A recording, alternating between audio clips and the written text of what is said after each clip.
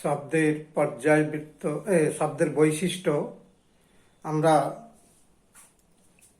আমাদের চারিপাশে বিভিন্ন যে শব্দ শুনি, আমরা যে বিভিন্ন ধরনের শব্দ শুনে থাকি, বাজারের কোলাহল, পটকার আওয়াজ, আবার গান বাজনা বা বিভিন্ন বাদ্যযন্ত্রের শব্দ, এই যে বিভিন্ন শব্দ শুনি, আমাদের এই শব্দগুলোর মধ্যে কোনোটা ভালো লাগে, আবার কোনোটা খারাপ লাগে।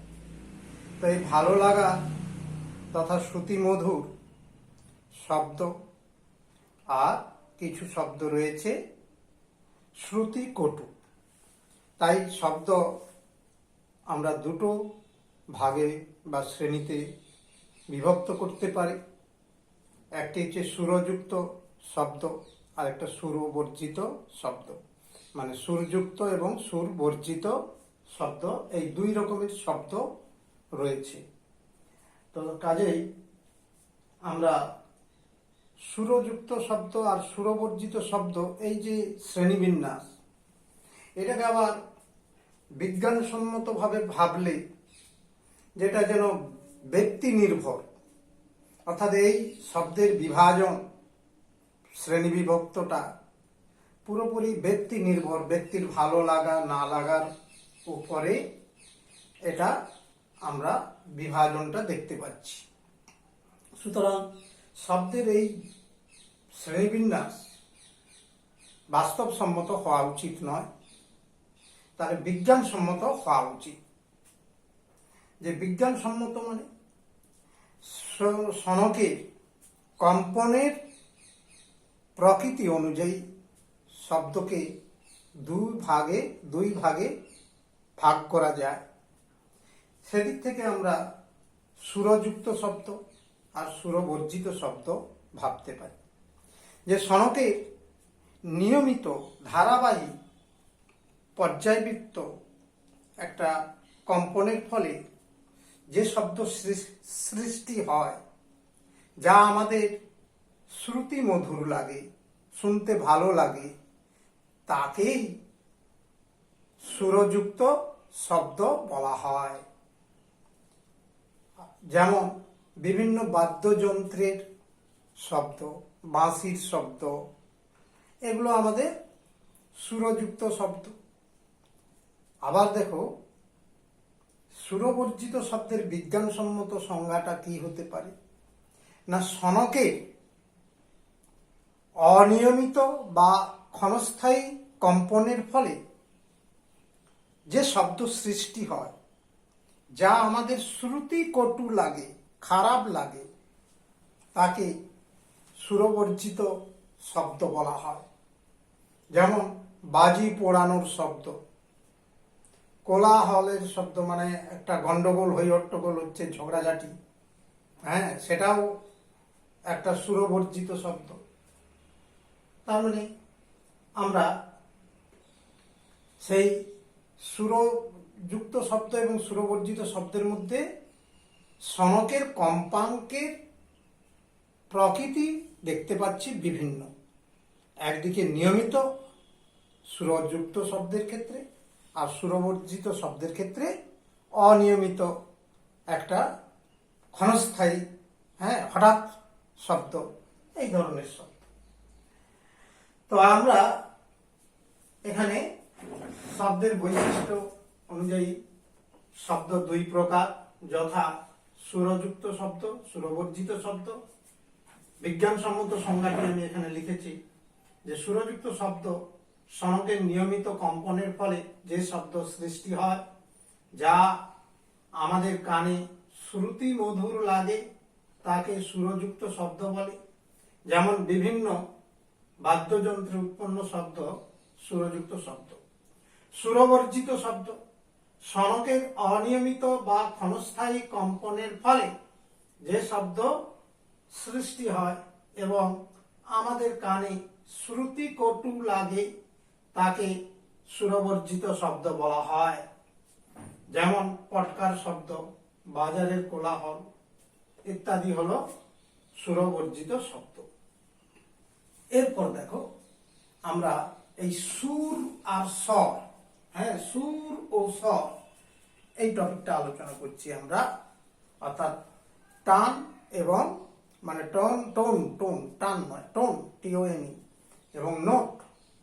তো এই NOT, তাহলে সুর ও স্বর, এটা আমরা কি বুঝি না, এগুলো হচ্ছে সুরযুক্ত শব্দ। তার মানে যে সুরযুক্ত শব্দে একটি মাত্র কম্পাঙ্ক থাকে, খুব মনে রাখার চেষ্টা করবে যে একটি মাত্র কম্পাঙ্ক থাকে এমন শব্দকে সুর বলা হয়। তাহলে যে সুরযুক্ত শব্দে একটি মাত্র কম্পাঙ্ক থাকে তাকে সুর বলে। আর স্বর না, যে শব্দে একাধিক কম্পাঙ্কযুক্ত আমার হচ্ছে থাকে, কম্পাঙ্ক থাকে, যে শব্দে একাধিক কম্পাঙ্ক থাকে তাকে আমরা স্বর বলে থাকি। তাহলে একাধিক কম্পাঙ্ক আছে মানে একটা কম্পাঙ্কের শব্দ হচ্ছে সুর, একাধিক কম্পাঙ্কের সুর হচ্ছে শব্দ হচ্ছে স্বর। তার মানে স্বরটা অনেকগুলো সুরের সমষ্টি, মানে একাধিক সুরের সম্মিলিত রূপ হচ্ছে স্বর। তো সুরের উদাহরণ যেমন তোমরা সুরশলাকার কথা শুনেছ। এই সুরশলাকার শব্দ কিন্তু একটা মাত্র কম্পাঙ্ক দিয়ে তৈরি। তার মানে সুরশলাকার শব্দ হচ্ছে সুর। কিন্তু বিভিন্ন যে বাদ্যযন্ত্র যেমন হারমোনিয়াম, তার যে শব্দ, সেই শব্দে কিন্তু একাধিক কম্পাঙ্ক রয়েছে। কাজেই ওই হারমোনিয়ামের সুরটা কিন্তু হারমোনিয়ামের স্বরটা শব্দটা কিন্তু স্বর হলো। তার মানে এটা খুবই একটা সূক্ষ্ম ধারণা তোমাদের রাখতে হবে। আর একটা কথা মনে রাখতে হবে, পারলে ভালো হয়, যে সনকের সরল দোলগতির ফলে সুরের সৃষ্টি হয়। তাহলে সনকের সরল দোলগতি ফলে কিন্তু সুরের সৃষ্টি হয়। আবার সনকের পর্যাবৃত্ত গতির ফলে, হ্যাঁ, সনকের পর্যায়বৃত্ত মানে ধারাবাহিক গতির ফলে স্বরের সৃষ্টি হয়। তাহলে যে কথাগুলো বললাম, দেখো, সুর ও স্বর, যে সুরযুক্ত শব্দে একটি মাত্র কম্পাঙ্ক থাকে তাকে সুর বলে। সুরশলাকার শব্দে একটি মাত্র কম্পাঙ্ক থাকে, তাই সুরশলাকার শব্দ হলো সুর। আর স্বর, যে সুরযুক্ত শব্দে, হ্যাঁ, যে সুরযুক্ত শব্দে একাধিক কম্পাঙ্ক বিশিষ্ট শব্দ থাকে তাকে স্বর বলে। কাজেই স্বর হলো একাধিক সুরের সংমিশ্রণ, কারণ বিভিন্ন কম্পাঙ্ক রয়েছে, তাহলে অনেকগুলো সুর নিয়েই স্বর তৈরি। বিভিন্ন বাদ্যযন্ত্রের শব্দে একাধিক কম্পাঙ্ক বিশিষ্ট সুর থাকে, হ্যাঁ, তাই বাদ্যযন্ত্রের এই শব্দ হলো স্বর।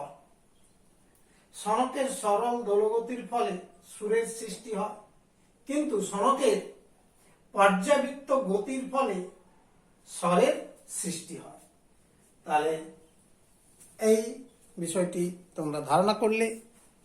এরপরে আমরা আসছি, হ্যাঁ, কয়েকটা টপিক, মূল সুর, উপসুর, হ্যাঁ, সমমেল এবং অষ্টক, এই ধারণায় আসছি। দেখো, তাহলে মূল সুর প্রথমেই বলছি আমরা।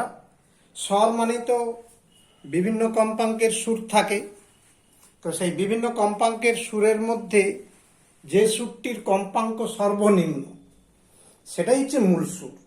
তার মানে একটা কোনো স্বরে একাধিক কম্পাঙ্কের সুর থাকে, তো সেই সুরগুলির মধ্যে যার কম্পাঙ্ক সব থেকে কম তাকেই মূল সুর বলা হয়। তাহলে আমরা কি বললাম, কোনো স্বরে উপস্থিত সর্বনিম্ন কম্পাঙ্ক বিশিষ্ট সুরকে মূল সুর বলা হয়। যেমন ধরো এখানে একটা স্বরে 100, 150, 200, 280, 300, 450, 500 কম্পাঙ্কের সুর আছে। যে একটা স্বরে এতগুলো সুর রয়েছে যাদের কম্পাঙ্ক এক একটা সুরের কম্পাঙ্ক দেওয়া আছে। তো এদের মধ্যে সর্বনিম্ন কম্পাঙ্কযুক্ত সুরটা হচ্ছে কোনটা না 100, কাজে এটাই হবে মূল সুর। কারণ ঠিক আছে, তাহলে মূল সুর কোন স্বরে উপস্থিত সর্বনিম্ন কম্পাঙ্ক বিশিষ্ট সুরকে মূল সুর বলা হয়। এবার ওই স্বরের মূল সুর ছাড়া বাকি সুরগুলোকে বলা হয় উপসুর। তার মানে অন্যান্য সুরগুলো হবে উপসুর। তাহলে মূল সুর ছাড়া স্বরে উপস্থিত অন্যান্য সুরগুলোকে উপসুর বলে। তাহলে একটাই মূল সুর হবে স্বরে, আর বাকিগুলো সব উপসুর। কেমন? অর্থাৎ এখানে যে উদাহরণটা দিয়েছি, এখানে তাহলে 100টা হচ্ছে মূল সুর, বাকি এই যে 150, 200, 280, 300, 450, 500, 500, এই যে কম্পাঙ্ক, এত হাজ বিশিষ্ট কম্পাঙ্কের সুরগুলো সবই হবে কি উপসুর। একটা মূল সুর, বাকিগুলো সব উপসুর। কারণ ঠিক আছে, সমমেল। তাহলে এই সুরগুলির মধ্যে এই যে সুরগুলো রয়েছে, অর্থাৎ স্বরে যে সমস্ত সুর রয়েছে তাদের মধ্যে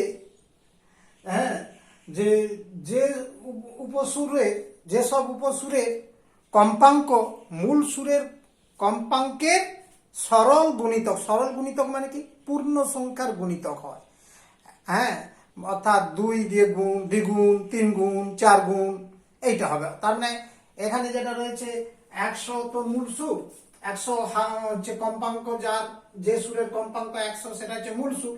তাহলে 100 সরল গুণিতক মানে 100 দ্বিগুণ কোনটা 200, 3 গুণ 300, 4 গুণ এখানে নেই, 5 গুণ 500 আছে। তার মানে এখানে দেখো 200, 300, 500 এই কম্পাঙ্কের 3টে সুর রয়েছে, এগুলো হচ্ছে সমমেল। তাহলে সমমেল কাকে বলবো না, যেসব উপসুরের কম্পাঙ্ক মূল সুরের কম্পাঙ্কের সরল গুণিতক হয় তাদের সমমেল বলা হয়। যেসব উপসুরের কম্পাঙ্ক মূল সুরের কম্পাঙ্কের সরল গুণিতক তাদের সমমেল বলা হয়। সরল গুণিতক মানে মূল সুরের কম্পাঙ্ককে 2 দিয়ে গুণ, 3 দিয়ে গুণ, 4 দিয়ে গুণ, 5 দিয়ে গুণ, অর্থাৎ এই গুণফলে যে মানগুলো পাওয়া যাবে সেই কম্পাঙ্কের সুরগুলোই হবে সমমেল। কেমন? ঠিক আছে, বুঝলে? আর অষ্টক না, স্বরের মধ্যে কোনো যদি সুর থাকে যার কম্পাঙ্ক মূল সুরের কম্পাঙ্কের দ্বিগুণ হয়, তাহলে সেই সুরটাই হয়ে যাবে তোমার অষ্টক, মূল সুরের অষ্টক। মূল সুরের কম্পাঙ্কের দ্বিগুণ কম্পাঙ্কযুক্ত সুরটিকেই বলা হচ্ছে অষ্টক। যে স্বরের মধ্যে কোন সুরের কম্পাঙ্ক মানে একটাই হবে, কোন সুরের কম্পাঙ্ক মূল সুরের কম্পাঙ্কের দ্বিগুণ হলে তাকে মূল সুরের অষ্টক বলা হয়। যেমন এখানে মূল সুরের কম্পাঙ্ক 100 হার্জ, তাহলে ওর দ্বিগুণ মানে 200, তার মানে 200 কম্পাঙ্কের এই সুরটি হবে মূল সুরটির হচ্ছে অষ্টক। তার মানে দ্বিগুণ কম্পাঙ্কের সুরটি হবে মূল সুরের কম্পাঙ্কের দ্বিগুণ কম্পাঙ্কযুক্ত সুরটিকেই বলা হচ্ছে মূল সুরের অষ্টক। মূল সুরের অষ্টক। কেমন? ঠিক আছে, তাহলে আমরা একটা এখানে কোশ্চেন দিয়েছি, তোমরা মূল সুর, উপসুর, সমমেল এবং অষ্টক কথাগুলো শুনলে, এ সম্পর্কে ধারণা হলো।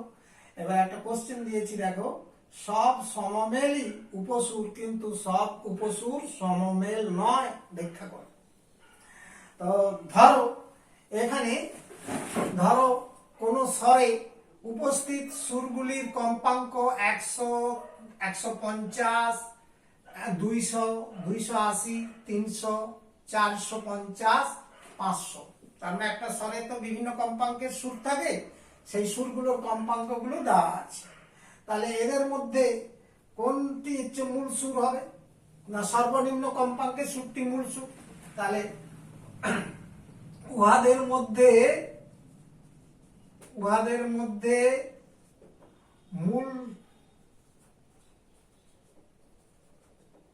মূল সুরটি হলো মূল সুরটি হলো 100 কম্পাঙ্ক যুক্ত সুর।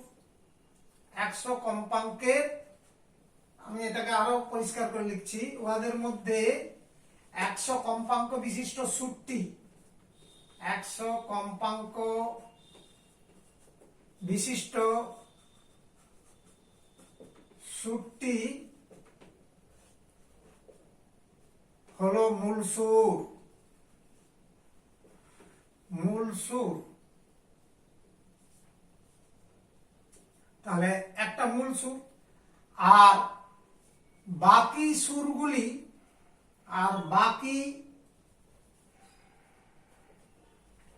সুরগুলি, এখানে ব্র্যাকেটে দিয়ে দিচ্ছি, যাদের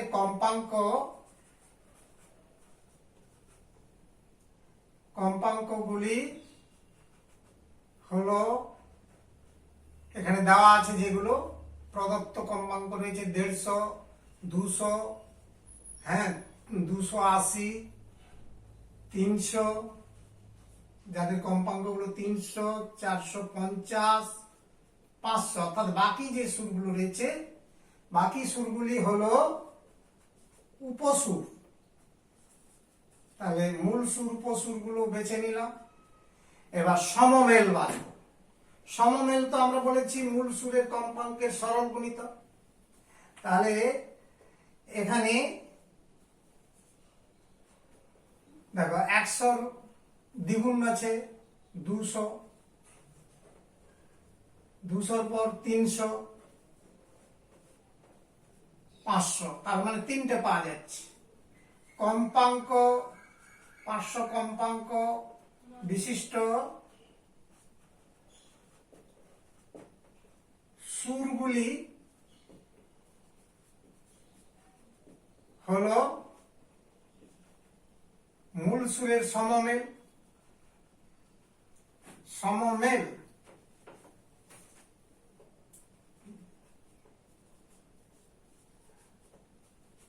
কারণ দেখো 200 সমান আমার মূল সুরের কম্পাঙ্ক 100 ইন্টু 2, তার মানে সরল গুণিতক। 300 সমান 100 গুণিতক 3, তার মানে 100 সরল গুণিতক। 500 সমান 500 গুণিতক, সরি এটা পরের লাইনে লিখছি, ওখানে জায়গা হচ্ছে না। 500 কম্পাঙ্কটাকে লেখা যায় 100 গুণিতক 5, অর্থাৎ এগুলি, হ্যাঁ এই কম্পাঙ্কগুলি মূল সুরের কম্পাঙ্কের সরল গুণিতক। কেমন 1, 2 গুণ 3 গুণ, সেই জন্য এগুলো সমমেল। এর থেকে কি ধারণা হলো? তাহলে সব উপসুরগুলো সমমেল হলো না, কিন্তু ওই উপসুরের মধ্যেই কয়েকটা মাত্র হলো সমমেল। তার মানে কি সমমেল গুলো সবই উপসুর, কিন্তু সব উপসুরগুলো সমমেল নয়। কাজেই উত্তরটা ব্যাখ্যা পেয়ে গেলে, কাজেই হচ্ছে সব সমমেলই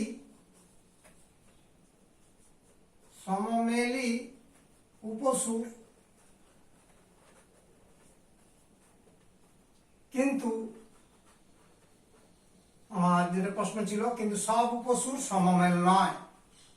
সব উপসুর সমমেল হয় না। সব উপসুর সমমেল নয়, তাহলে এটা ব্যাখ্যা হয়ে গেল। আর অষ্টকটা কোনটা? না 200টা। যেহেতু এরপরের আর একটু প্রসঙ্গ, একটু বাড়তি কথা লিখছি,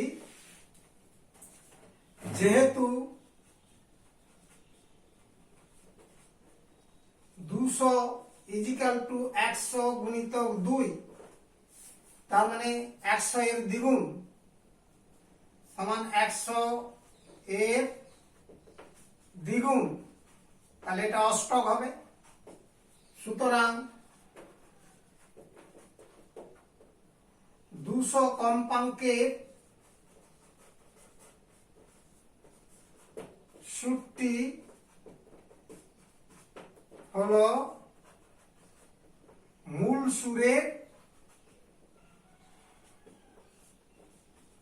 অষ্টক। এখানে প্রদত্ত যেগুলো রয়েছে কম্পাঙ্ক, তাদের মধ্যে মূল সুরের কম্পাঙ্কের দ্বিগুণ তথা 200 কম্পাঙ্কের সুরটি হয়ে যাবে ওই মানে মূল সুরের অষ্টক। তাহলে আমরা বিষয়টি বুঝতে পারলাম কেমন? ঠিক আছে, তাহলে নিচের লেখাটা দেখে নাও। হ্যাঁ, মোটামুটি ঠিকই আছে। আচ্ছা,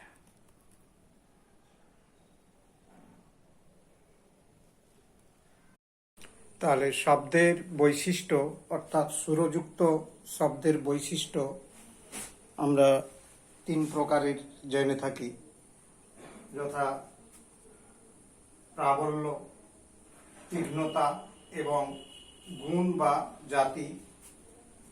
সুরযুক্ত শব্দের বৈশিষ্ট্য 3 প্রকারের: প্রাবল্য, তীক্ষ্ণতা, গুণ বা জাতি।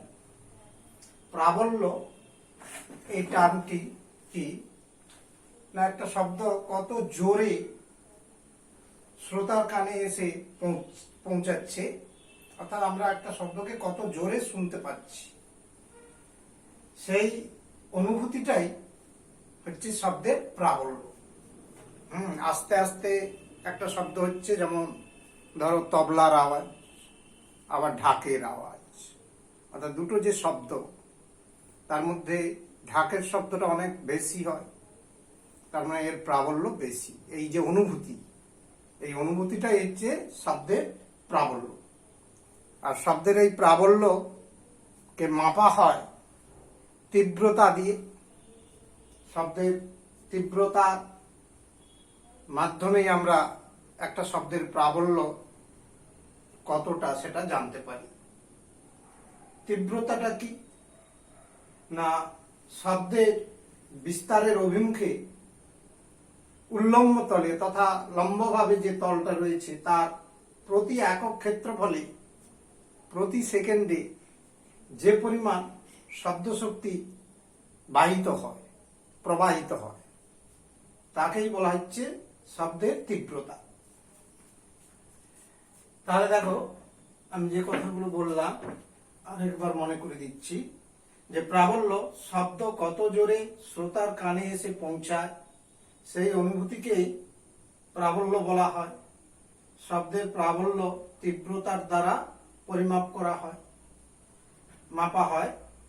শব্দ বিস্তারের অভিমুখে উল্লম্ব তলে প্রতি একক ক্ষেত্রফলে 1 সেকেন্ডে যে পরিমাণ শব্দ শক্তি প্রবাহিত হয়, তাকে শব্দের তীব্রতা বলা হয়। এই শব্দের প্রাবল্য কতগুলো বিষয়ের উপর নির্ভরশীল। যে বিষয়গুলি নির্ভরশীল সেগুলো আমরা এক এক করে বলছি, আলোচনা করছি। দেখো, যে শব্দের উৎসের আকার, না শব্দের উৎসের আকার যত বড় হবে, সেই শব্দের প্রাবল্য তত বেশি হবে। যেমন আমরা একটু আগে বলেছিলাম যে তবলার চেয়ে ঢাকের শব্দ বেশি পাই, কারণ ঢাকের প্রাবল্য বেশি। তার কারণ এখানে শব্দ উৎসের আকার, ঢাকটার আকার তবলার চেয়ে অনেক বড়, সেই জন্য তার প্রাবল্যও বেশি। তাহলে শব্দ উৎসের আকার যত বড় হয়, অর্থাৎ উৎসের আকার যত বড় হয়, উৎপন্ন শব্দের প্রাবল্য তত বেশি হয়। নিম্নলিখিত বিষয়গুলির উপর নির্ভর করে যে উৎসের আকার যত বড় হয়, উৎসের আকার, এখানে আকার ভাষাটা হবে, যে উৎসের আকার যত বড় হয়, উৎপন্ন শব্দের প্রাবল্য তত বাড়ে। যেমন তবলার আওয়াজ, তবলার চেয়ে ঢাকের শব্দের জোর বেশি, তবলার চেয়ে ঢাকের শব্দের জোর বেশি হয়। এবার উৎসের কম্পনের বিস্তার, উৎসের কম্পনের বিস্তার অর্থাৎ কম্পিত হয় যে তার যে বিস্তার, আমরা অলরেডি আলোচনা করেছিলাম, বিস্তার সম্পর্কে ধারণা জানি। তো সেই বিস্তার যত বেশি হবে শব্দের প্রাবল্য তত বেশি হবে। সাধারণত উৎসের বিস্তারের মান কিভাবে প্রাবল্যের সঙ্গে সম্পর্ক রয়েছে না, শব্দের প্রাবল্য উৎসের বিস্তারের বর্গের সমানুপাতিক হয়।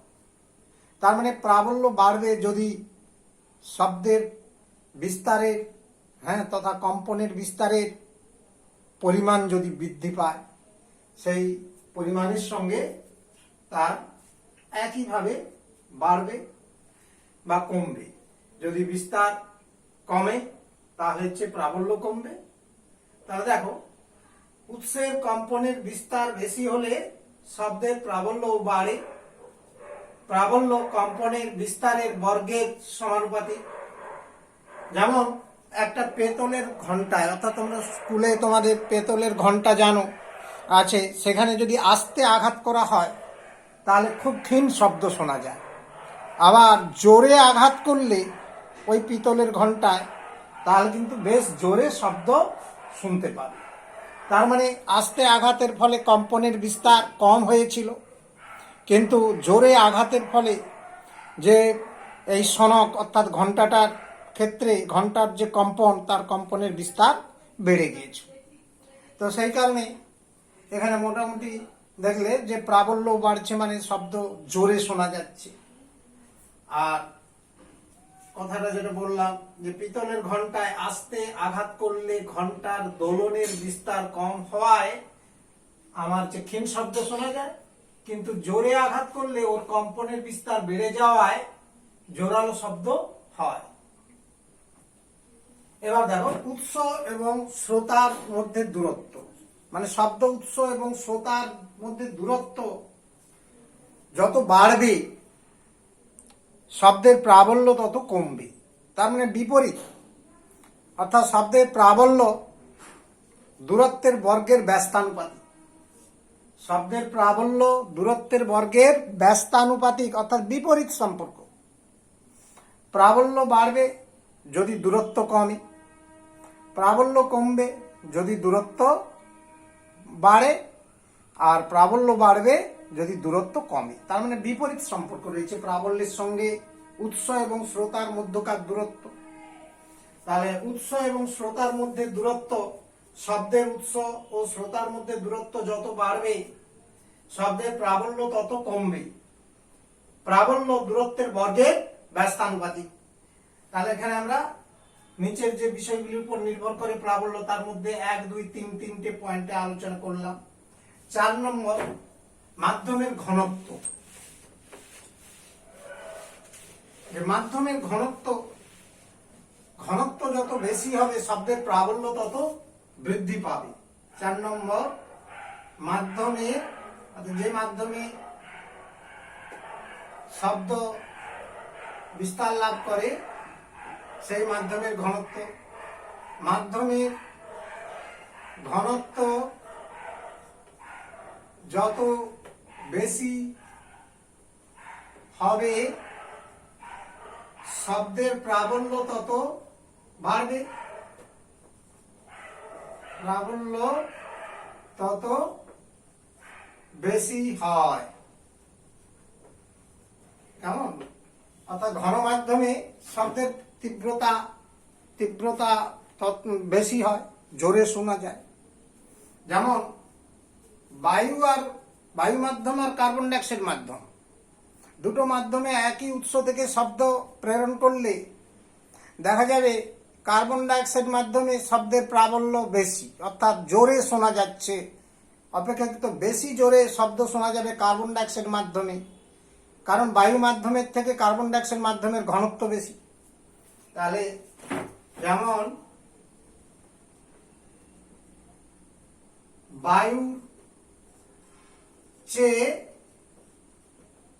কার্বন ডাইঅক্সাইড গ্যাসের ঘনত্ব বেশি হওয়ায় একই থেকে উৎপন্ন শব্দের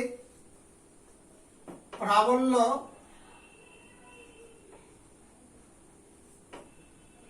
বায়ুর তুলনায়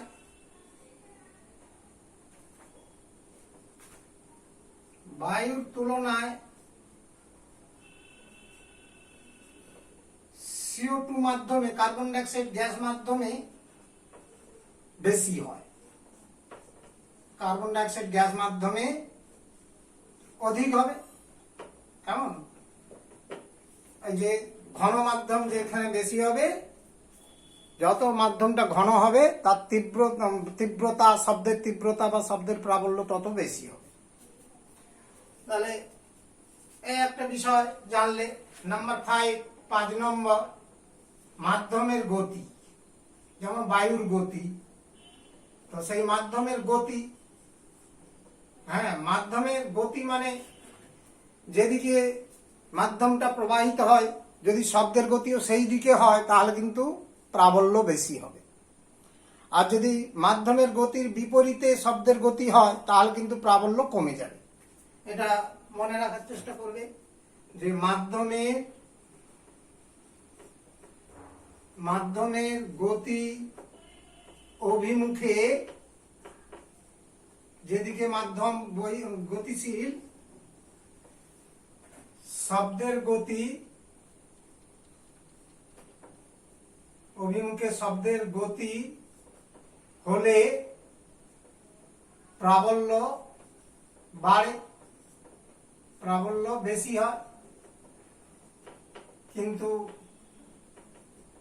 মাধ্যমের গতির বিপরীত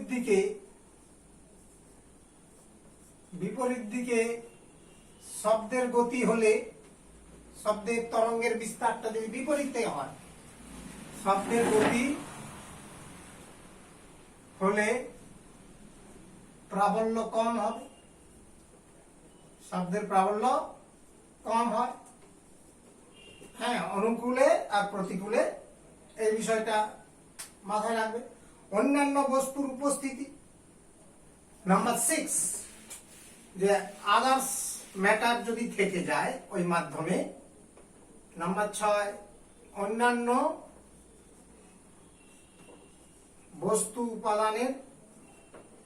বস্তুর উপস্থিতি। কেমন? আমরা এই বিষয়টাতে কি বলতে চাচ্ছি না, উৎসের কাছে কোন শব্দের প্রতিফলক বা অনুনাদি বস্তু ইত্যাদি উপস্থিত থাকলে শব্দের প্রাবল্য বৃদ্ধি পায়। তাহলে দেখো, উৎসের কাছে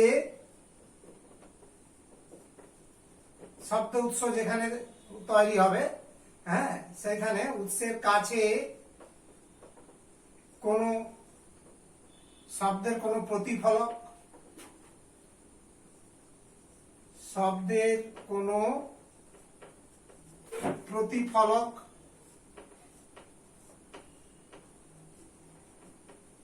অনুনাদি বস্তু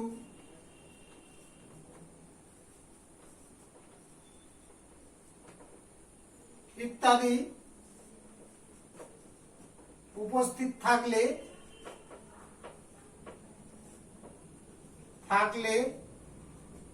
শব্দের প্রাবল্য বৃদ্ধি পায়, প্রাবল্য বাড়ে। তাহলে এই বিষয়গুলো শব্দের প্রাবল্যের মানকে প্রভাবিত করে। তার মানে শব্দের প্রাবল্য, এই 6খানা পয়েন্ট বা বিষয় বললাম, এগুলোর উপর বিশেষভাবে নির্ভর করে।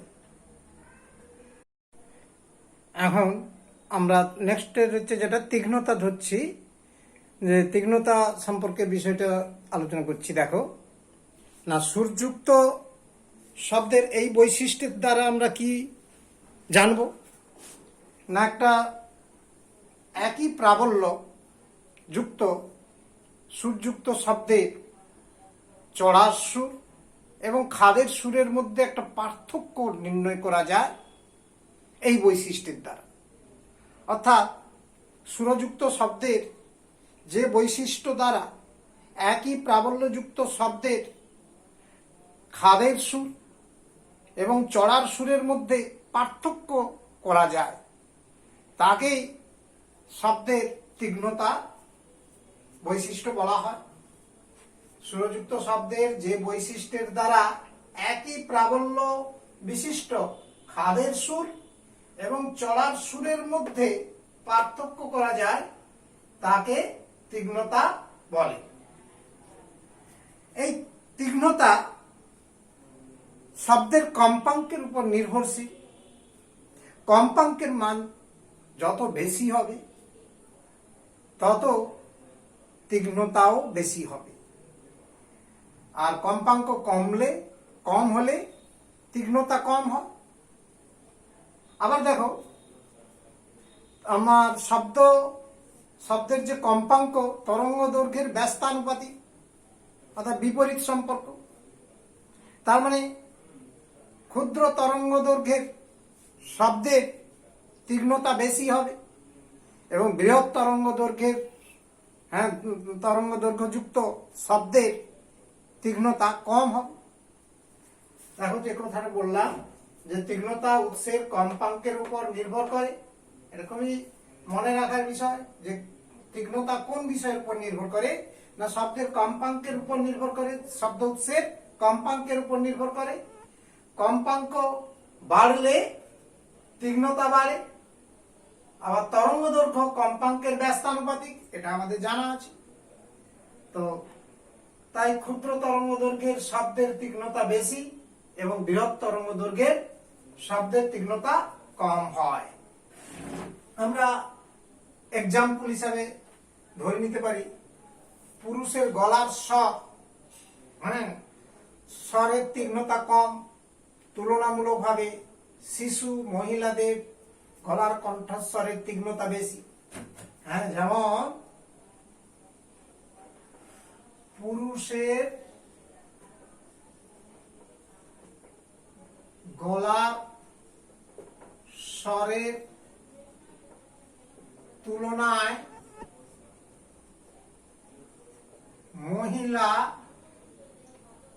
মহিলা এবং শিশুদের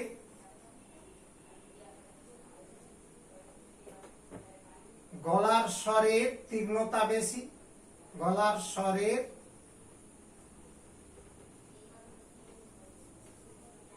তীক্ষ্ণতা বেশি। কেন না পুরুষের গলার থেকে যে শব্দ তৈরি হয় তার কম্পাঙ্ক কম, কারণ পুরুষের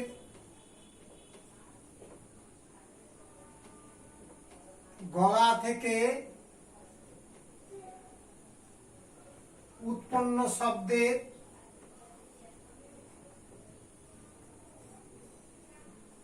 কম্পাঙ্ক কম,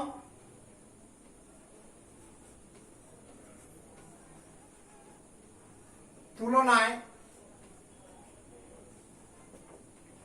মহিলা ও শিশুদের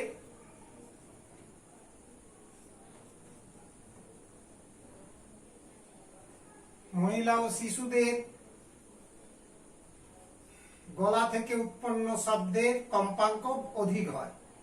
থেকে উৎপন্ন শব্দের কম্পাঙ্ক অধিক হয়। এই জন্য শিশু এবং মহিলার গলার স্বরের তীক্ষ্ণতা বেশি বা কণ্ঠস্বরের তীক্ষ্ণতা উচ্চ হয়। কেমন?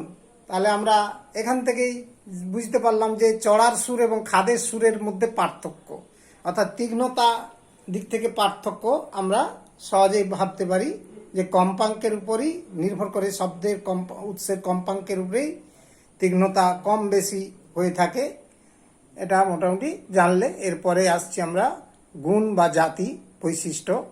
গুণ বা জাতি এটা কেমন ধরনের বৈশিষ্ট্য না, শব্দে যদি তীক্ষ্ণতা এবং প্রাবল্য একই হয় বিভিন্ন বাদ্যযন্ত্রের বা বিভিন্ন সনকের, কিন্তু একটা বৈশিষ্ট্য ওদের প্রত্যেকের যে যার একটা থাকে, শব্দের যে বৈশিষ্ট্য তার থেকে আমরা পার্থক্য নির্ণয় করতে পারি যে কোন সুরটি কেমন। সেই পার্থক্য নির্ণয় করার যে বৈশিষ্ট্য সেটাকেই শব্দের গুণ বা জাতি বলা হয়। যে একই প্রাবল্য এবং একই তীক্ষ্ণতা বিশিষ্ট দুটি সুরের পার্থক্য বোঝা যায় যে বৈশিষ্ট্যের দ্বারা। দুটি সুরের পার্থক্য নির্ণয় করার জন্য যে বৈশিষ্ট্যটা আমাদের সাহায্য করে সেটাই হচ্ছে সুরের গুণ বা জাতি। যেমন না দেখে একটা বাঁশের বাঁশি বাজছে, আরেকটা ধরো হচ্ছে গিটার বাজছে, তুমি না দেখেই বলতে পারবে কোনটা বাঁশির শব্দ আর কোনটি গিটারের শব্দ।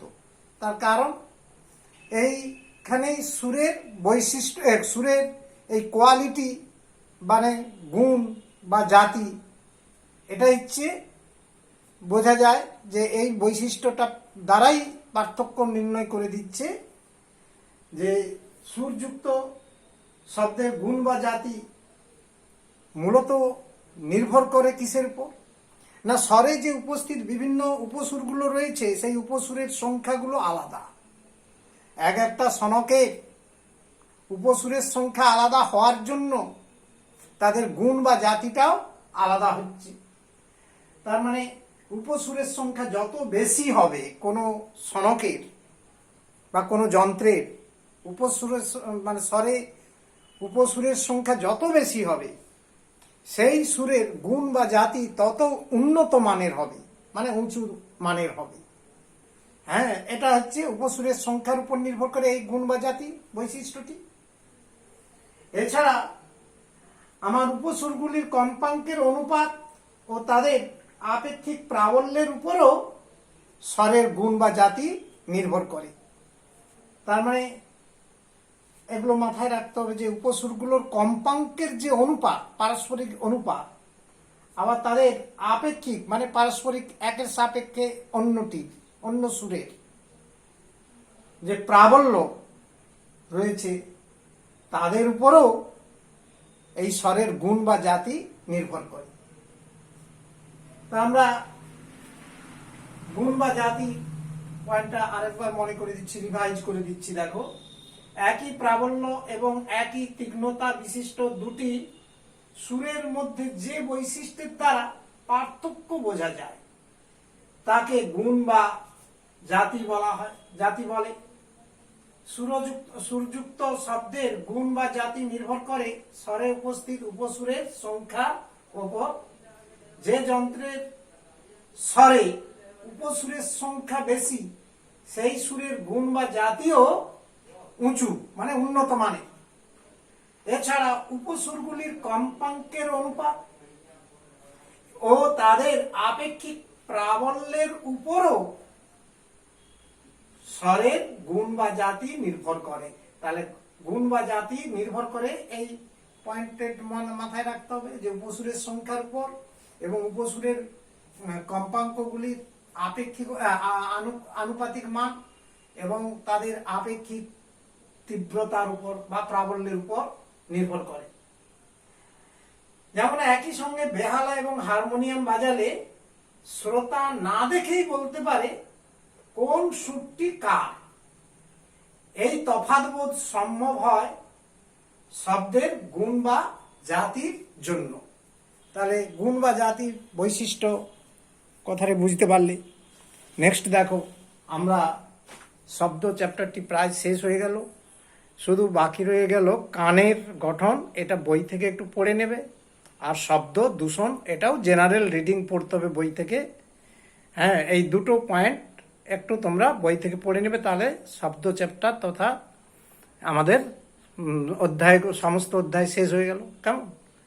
আর কোশ্চেন পত্র প্রশ্নপত্র যাকে বলে, বিভিন্ন থেকে উৎস থেকে বই, পাঠ্যপুস্তক বা কোশ্চেন প্রশ্ন বিচিত্রা ইত্যাদি যেখান থেকে পাবে দেখতে থাকো, এগুলো অভ্যাস করো।